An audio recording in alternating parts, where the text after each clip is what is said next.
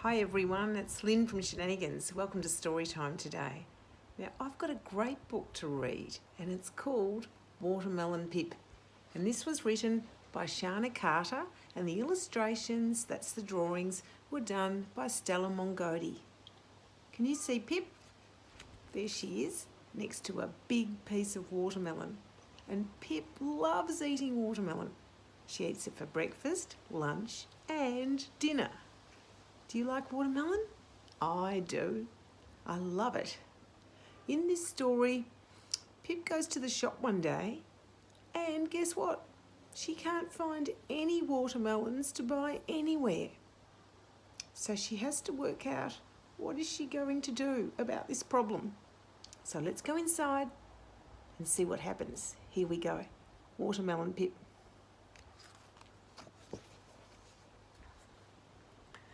Watermelon was Pip's favourite food in the whole wide world. See if you can see the watermelons in her bedroom. Did you see the ones under the bed? She loved its bright pink colour. She loved the taste of its sweet, crunchy flesh. And she loved that it had its very own handle when cut into triangles. So you can hold it when you're eating it. Makes it easy, doesn't it?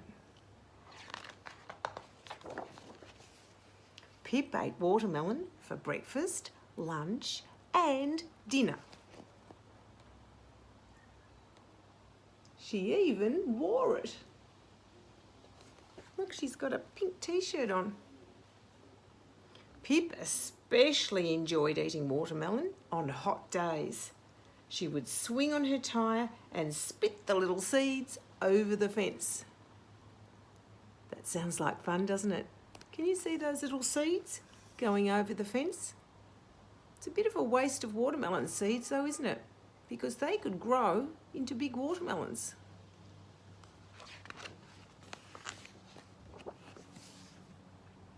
Pip loved watermelon so much she kept it all to herself.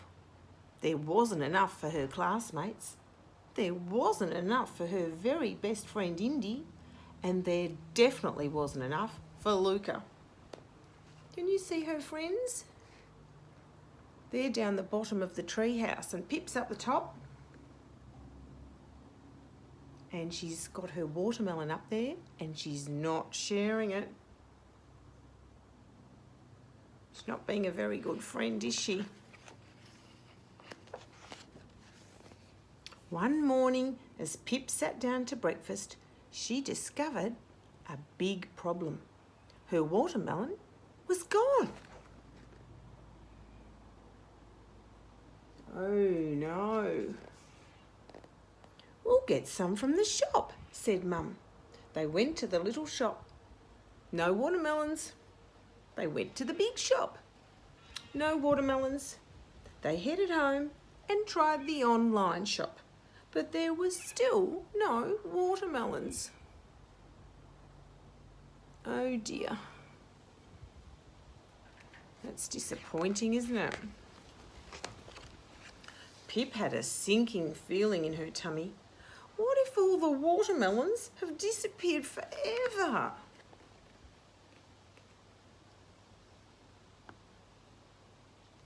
Have you ever had a sinking feeling in your tummy? When you're feeling a bit worried about something? Me too.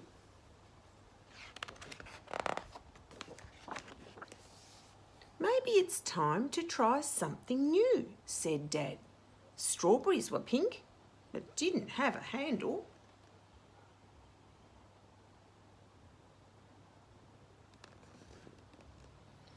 Apples had sweet, crunchy flesh, but weren't like a melon.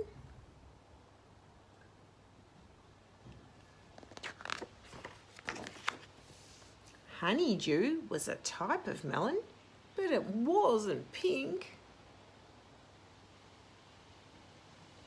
Even the dog's eating honeydew.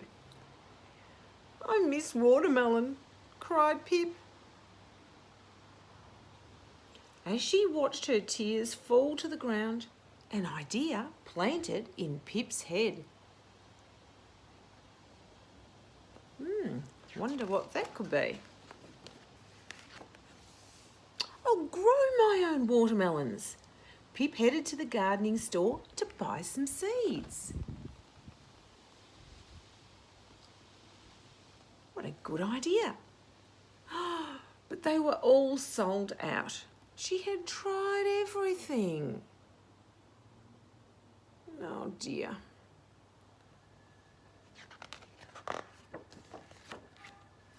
Pip sat on her tyre thinking about all of the watermelon she'd wasted and how on days like this she loved spitting those little seeds over the fence.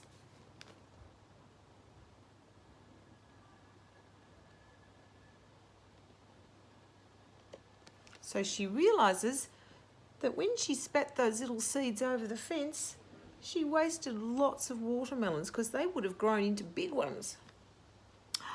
Of course, Pip ran to the fence, peered over and saw a luscious garden of watermelons. Oh, wow. And all those watermelons have grown because Pip was spitting the seeds over the fence. And look, they're great big watermelons now.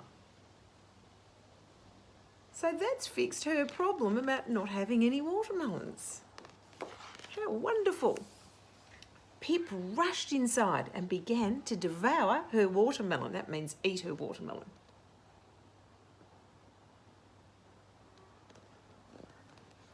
But instead of happiness, she had that sinking feeling in her tummy. Pip knew what she had to do, so she's a bit worried about something again. I wonder what it can be. She harvested all of the watermelons and delivered the biggest one to her classmates. So that means she picked the watermelons. She found Indy and gave her the perfect triangle. Then she chopped some cubes for Luca.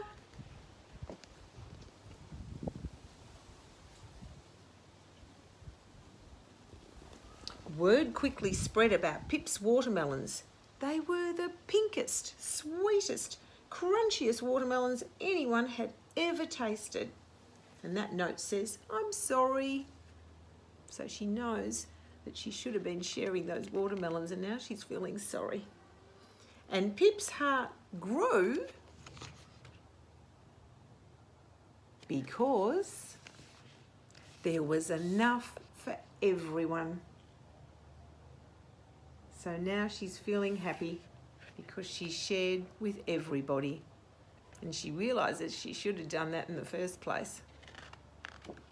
And that's the end of the story about Watermelon Pip. So I hope you enjoyed that. And thanks for joining me today at Storytime. And I'll see you next time at SheNANNAgans. Bye.